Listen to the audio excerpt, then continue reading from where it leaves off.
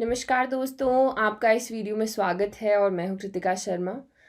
It's been a while, हमने कोई video किया नहीं है and I am back with another video for you guys. बहुत सारे लोगों ने कहा था that we need a video on the formation of Himachal Pradesh, the birth of Himachal Pradesh, कैसे वो रीऑर्गेनाइज हुआ, उसकी पूरी की पूरी जर्नी। इस वीडियो में हम वही देखने वाले हैं। हो सके तो हम इसे सेकेंड पार्ट भी इसका करेंगे क्योंकि कुछ कुछ चीज़ें रह जाती हैं। तो इस वीडियो में हम देखेंगे कि किस तरीके से हमने हमारी जो स्ट्रगल रही है पूरी की पूरी स्टेटहुड के लिए, ब्रिटिश रूल में कैसे हमने किया, हम एक चीफ कमिश्नर प्रोविंस बने, हम एक यूनियन टेरिटरी बने, क्या ये चीज़ें होती हैं। थोड़ा पॉलिटी आपकी रिवाइज हो जाएगी बिकॉज हम देखेंगे कि पार्ट सी स्टेट थे हम, अभी पार्ट सी स्टेट क्या होता है, ये सब चीज़ें हम थोड़ा सा इस वीडियो में देखने वाले हैं। तो इस एंड तक वीडियो में जाते जाते you will have quite a knowledge of how Himachal Pradesh has emerged basically. अगर आप हमारे लेक्चर्स की पीडीएफ डाउनलोड करना चाहते हैं तो वो आप हमारे टेलीग्राम चैनल से कर सकते हैं, जिसका लिंक आपको डिस्क्रिप्शन बॉक्स में मिल जाएगा। उसके अलावा आप लोग हमारी ऐप को भी डाउनलोड कर सकते हैं फ्रॉम द प्ले स्टोर, जहाँ पर बहुत सारे कोर्सेज अवेलेबल हैं, राइट। और specially the people who are preparing for HS, उन लोगों के लिए हमने अभी ये नया जो कोर्स है वो डिज़ाइन किया है काफ़ी नॉमिनल प्राइस के ऊपर, जिसमें आपको नोट्स मिल जाते हैं, उसमें आपको बुक्स मिल जाएंगी, उसके अलावा लेक्चर्स भी आपको इसमें मिलेंगे। तो बहुत ही एक अच्छा पैकेज हमने बनाने की कोशिश की है बहुत ही कम प्राइस पे। So guys go and check it out, right. चलिए फाइनली अब हम आगे बढ़ते हैं। तो बात करते हैं टाइमलाइन की। ये हल्का सा व्यू है, इसमें हम कैसे कि क्या हिमाचल प्रदेश का हिसाब किताब था उस वक्त, राइट। अगर हम बात करें 1948 की, तो हम एग्जिस्टेंस में आए हैं। बेसिकली हम एक चीफ कमिश्नर प्रोविंस थे। तो अब ये चीफ कमिश्नर प्रोविंस क्या होता है? तो बेसिकली जो ब्रिटिश इंडिया था उस वक्त बहुत सारी चीफ कमिश्नर प्रोविंस हुआ करते थे। अब ये एक छोटा एरिया रहता है, थोड़ा मिडिल टाइप का एरिया, माइनर टाइप का एरिया। इसमें आपका जो गवर्निंग बॉडी है वो चीफ कमिश्नर रहता है, ना कि लेफ्टिनेंट जनरल। बेसिकली हर जगह लेफ्टिनेंट जनरल हुआ करते थे। तो ब्रिटिश इंडिया में बहुत सारे ऐसे प्रोविंस थे वहाँ पर। आपका अंडमान एंड निकोबार था, एंड दिल्ली भी उस वक्त एक प्रोविंस हुआ करता था, चीफ कमिश्नर प्रोविंस हुआ करता था, राइट। यहाँ पर जब हमें ये प्रोविंस बनाया गया, उस वक्त हुआ क्या बेसिकली, बहुत सारी छोटी छोटी जो रियासतें थी, अभी मैंने बहुत बार डिस्कस किया है, शिमला हिल्स अलग थे, पंजाब हिल्स अलग थे, बाद में हम मिलकर हिमाचल प्रदेश बने हैं।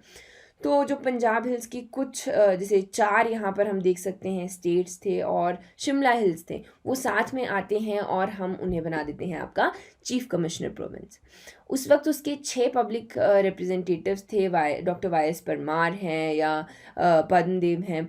तो अभी आगे देखने को मिलेगा कि बहुत ज़्यादा स्ट्रगल करेंगे आगे स्टेटहुड के लिए भी, बहुत सारी चीज़ों के साथ लड़ते हुए आगे बढ़ेंगे और हिमाचल प्रदेश को आगे आकर वहाँ पर बनाएंगे, उसे रिप्रेजेंट करेंगे।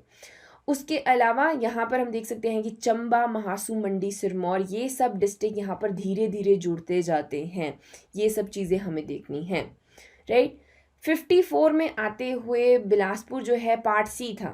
अभी हमें यही देखना है, हम आगे देखने वाले हैं ये कि पार्ट सी है क्या। तो पार्ट सी था और वो हिमाचल प्रदेश के साथ आ जाता है, एंड हिमाचल प्रदेश भी 1956 तक आपका पार्ट सी बन जाता है। 1956 में हम यूटी बन गए थे। पंजाब रीऑर्गेनाइजेशन एक्ट आता है, वहाँ पर स्टेट रीऑर्गेनाइजेशन एक्ट आता है बेसिकली, इसे हम थोड़ा सा देखने वाले हैं आगे। तो 56 में ये बात की जा रही है।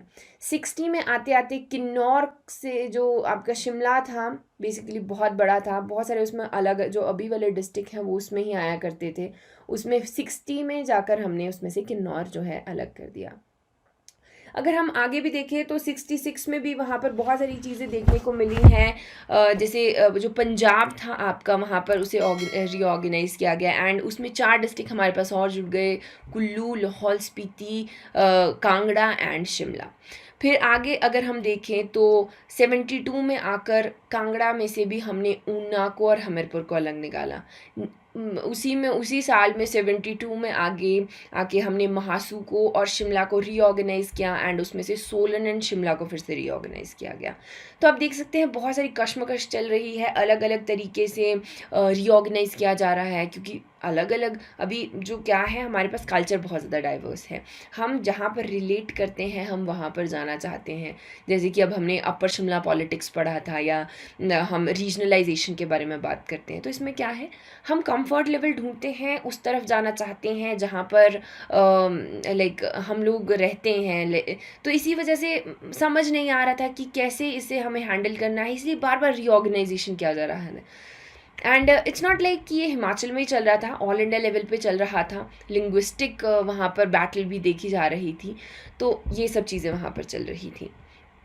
आगे बढ़ने से पहले हम थोड़ा एक ओवरऑल इंडिया का रिव्यू लेंगे। पॉलिटी आपकी रिवाइज हो जाएगी फॉर श्योर, क्योंकि अलग अलग कमेटीज़ बन रही थी, किस तरीके से वहाँ पर हमारी जो एक जर्नी रही है, इनफैक्ट सभी स्टेट्स की जर्नी रही है, वो हल्का सा रिव्यू यहाँ पर देखेंगे।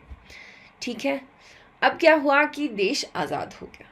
ठीक, अब हमारे पास थी बहुत सारी रियासतें। अभी रियासतें बोलती हैं कि हमें अलग से हमें अलग ही देश बनना है, अब ऐसा होगा नहीं। तो हमने क्या किया कि रियासतों को एक साथ लेके आए। इंडिया और पाकिस्तान जो उस वक्त बन रहा था वो बने। लेकिन अब प्रॉब्लम कहाँ जाती है, इनकी ग्रुपिंग में। अब इन्हें ग्रुप कैसे किया जाए, तो बहुत सारे क्राइटेरियाज़ के ऊपर ये हो सकता है, चाहे आपका हिस्टोरिकल बेसिस है, पॉलिटिकल कन्वीनियंस है, या फिर एडमिनिस्ट्रेटिव कन्वीनियंस है। उसके अलावा लिंग्विस्टिक बेसिस तो बहुत इंपॉर्टेंट थे। तो अब समझ नहीं आ रहा था, अब समझ रहे हैं मेरी बात, मैं क्या कहने की कोशिश कर रही हूँ। बेसिकली कैसे हम ये जो बाउंड्रीज़ हैं स्टेट्स की, इनको कौन डिफाइन करेगा, इस चीज़ की हम बात कर रहे हैं कि किस बेस पे होगी, कि यहाँ पर ये वाली लैंग्वेज, यहाँ पर आपके राजस्थानी कोई उनकी लैंग्वेज है वो बोली जाती है, तेलुगु बोली जाती है, तमिल बोली जाती है, उसके बेस पे किया जाएगा, या फिर आपका जो कल्चरल रहा है पहले से, पहले कोई राजा वहाँ पर इतना इस एरिया को रूल किया करता था, तो इस तरीके के वहाँ पर बहुत ज़्यादा कश्मकश देखी गई है। तो अभी क्या हुआ, वहाँ पर जो हमारे लीडर्स थे उनको समझ आ गया कि एक परमानेंट हमें रीऑर्गेनाइज तो करना पड़ेगा, क्योंकि इसकी वजह से कन्फ्लिक्ट होने के चांसेस बहुत ज़्यादा हैं। इसी के लिए फर्स्ट ऑफ ऑल 1948 में आपकी कमेटी आती है, एस.के. धार कमेटी। अब इसमें क्या हुआ, एक जज थे इलाहाबाद के, उन्हें ज़िम्मा दिया जाता है कि आप सोचिए देखिए कि कैसे हम रीऑर्गेनाइज करें स्टेट्स को। अब उनका जो सजेशन था वो था एडमिनिस्ट्रेटिव कन्वीनियंस, यानी कि प्रशासन को जैसे ईजी रहेगा, उनको हेल्प मिलेगा, उस तरीके से हमें ऑर्गेनाइज करना चाहिए, which was not very convenient. क्यों, क्योंकि अब देखिए हिमाचल को और पंजाब को अगर हम एडमिनिस्ट्रेटिव कन्वीनियंस के नाम पर एक स्टेट बना देते हैं, तो अभी हमारा culture is very different, we are very different people, और बहुत तरह की डिफरेंसेस हैं जो वहाँ पर देखने को थे। तो इसे हमने वहाँ पर रिजेक्ट कर दिया कि भाई ये तो नहीं होगा। 1948 में आपकी JVP कमेटी आती है, उसमें थे अब आपके जवाहरलाल नेहरू, वल्लभ भाई पटेल एंड पट्टाभाई सीतारमैया। अब ये लोग पढ़ते हैं, देखते हैं इस इशू को कि इसमें क्या प्रॉब्लम है, कैसे इसको किया जाए। उन्होंने एक चीज़ तो क्लियर कर दी, 1 साल तक उन्होंने इसके ऊपर रिसर्च किया, और 1 साल के बाद जब उन्होंने रिपोर्ट दी, एक चीज़ उन्होंने जो बोली दैट वाज कि भाई लैंग्वेज के बेसिस पे तो नहीं कर सकते हैं, बिकॉज इंडिया का culture is very vast and languages तो are like so many languages, तो अब लैंग्वेजेस के बेसिस पे कैसे करेंगे। तो उन्होंने बोला कि हम कुछ नया आइडिया देखेंगे और कोई ना कोई और क्राइटेरिया ज़रूर निकल के आएगा जिसके ऊपर जो स्टेट्स हैं उन्हें ऑर्गेनाइज किया जा सकता है। तो लेकिन अब जो जनता थी उसको कुछ मंजूर और था। अब यहाँ पर क्या हुआ, एक जो हीरो थे श्री राम मुल्लू भी ने कहते हैं, एंड अमरजीवी भी ने वहाँ पर कहा जाता है आंध्रा में। तो उन्होंने क्या किया, वो बेसिकली तेलुगु स्पीकिंग जो आपकी पॉपुलेशन थी उनके लिए वहाँ पर खड़े हुए कि नहीं हमें अलग स्टेट चाहिए, आंध्रा चाहिए। He is a very like संग हीरो देयर। सो वहाँ पर क्या हुआ कि स्ट्राइक के दौरान उनकी डेथ हो जाती है। अभी इतना बड़ा इवेंट हो गया तो गवर्नमेंट के ऊपर ऑब्वियसली देयर इज़ प्रेशर, इसके साथ वहाँ पर आंध्रा बन गया। अब प्रॉब्लम ये थी कि अभी जब एक स्टेट खड़ा हो गया लैंग्वेज के बेसिस पे, तो और लोग भी थे कि हाँ ठीक है अभी हमें भी लिंग्विस्टिक बेसिस के ऊपर ही स्टेट बनाना है। अभी यहाँ पर थोड़ा प्रॉब्लम जो है गवर्नमेंट को फेस करना पड़ रहा है, राइट। अभी 53 में क्या होता है, जवाहरलाल नेहरू फाइनली एक कमीशन बिठाते हैं अंडर फैज़ल अली। तो इसमें वो भी अपनी जो रिपोर्ट है वो आगे जाकर देते हैं 55 में। तो उनकी रिपोर्ट का जो एक क्रक्स था वो था कि आप 16 स्टेट बना दो और 3 सेंट्रली एडमिनिस्ट्रेटेड एरिया, यानी कि जो डायरेक्ट सेंटर के कंट्रोल में रहेंगे। अभी सेंटर के कंट्रोल में यानी कि यूनियन टेरिटरीज। उनकी पूरी बात तो नहीं मानी गई, लेकिन उसमें से कुछ कुछ चीज़ें मानी गई और 1956 में 14 स्टेट बना दिए गए और 6 यूनियन टेरिटरीज बना दी गई। तो ये इम्पॉर्टेंट कैसे, हम उन 6 यूनियन टेरिटरीज़ में से एक यूनियन टेरिटरी थे, राइट। तो अब जो स्टेट थे इनमें से अगर हम देखें तो स्टेट आप देख सकते हैं आंध्र प्रदेश है, आसाम है, बिहार है, 14 आपके स्टेट्स थे और 6 आपकी यूनियन टेरिटरीज थी एंड हम उसमें से थे। तो आप देख सकते हैं मणिपुर और त्रिपुरा जो थे वो भी उस वक्त वहाँ पर यूनियन टेरिटरी में थे, ठीक। आगे जाकर 1966 में जाकर आता है आपका पंजाब रीऑर्गेनाइजेशन एक्ट। अब इसको जो याद रखने वाली चीज़ है दैट इज़ आपका शाह कमीशन, ये आपको याद रखना है। अब इसमें क्या हुआ कि कुछ हिली एरियाज़ पंजाब में आ रहे थे, तो हमने जब ही मतलब हमने तो नहीं, जिन्होंने इसे रीऑर्गेनाइज़ किया उन्होंने हिली स्टेट्स को दे दिया जी हिमाचल प्रदेश को, और जो पंजाबी स्पीकिंग आपके एरियाज़ थे वो कुछ कुछ जो है आपके हरियाणा में चले गए। तो इसी के साथ में आपका हिमाचल में बहुत सारे और एरियाज़ ऐड हो गए, वेयर एज चंडीगढ़ को जो है आपका बना दिया गया union territory, whereas the capital of Haryana and Punjab. So इस तरीके से यहाँ पर ये हमने देखने को मिला है। इसके बाद फाइनली बड़ा एक लंबा स्ट्रगल रहा है, हमारे डॉक्टर वाई.एस. परमार हैं, उन्होंने काफ़ी ज़्यादा स्ट्रगल किया है स्टेटहुड के लिए हिमाचल प्रदेश की, एंड फाइनली 1971 में हम लोग को स्टेटहुड मिल जाता है। 69 में आपके मेघालय को मिला था, इस तरीके से त्रिपुरा और मणिपुर बहुत सारे और स्टेट्स को भी मिला, and finally the number of Indian states जो हो गए वो हो गए 21।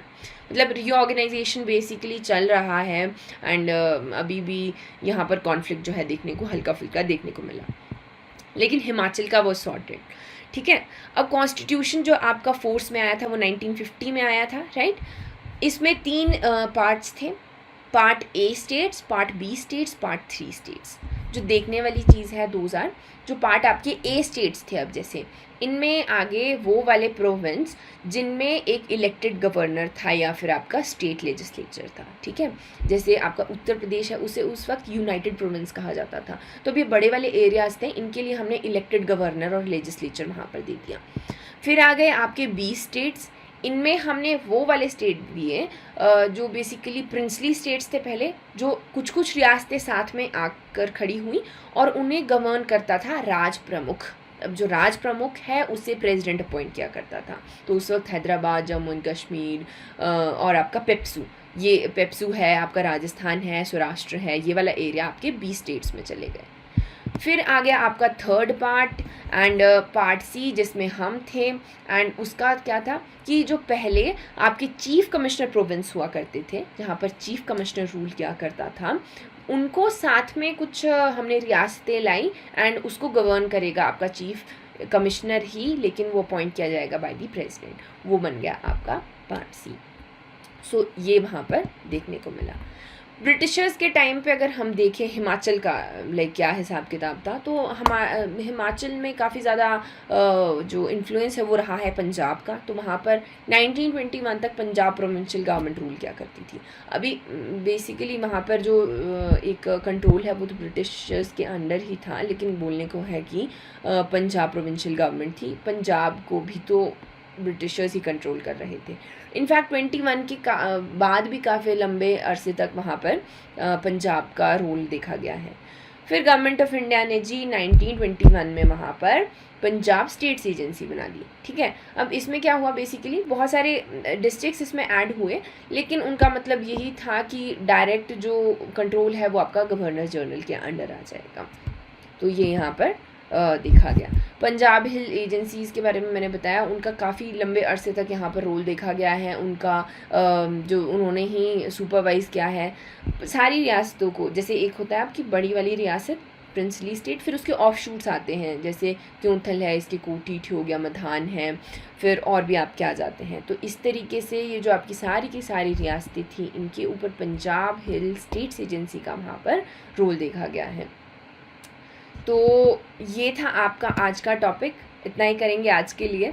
सो इसमें देखिए बहुत सारी चीज़ें नहीं है, जैसे पंजाब रीऑर्गेनाइजेशन एक्ट हमने नहीं पढ़ा, आपका रीऑर्गेनाइजेशन कमीशन रह गया है, या फिर लेजिस्लेचर ग्रांट कैसे मिले हमें, डॉक्टर वाई एस परमार का जो एक स्ट्रगल है वो कैसा रहा है, उससे हम नेक्स्ट वीडियो में देखने वाले हैं।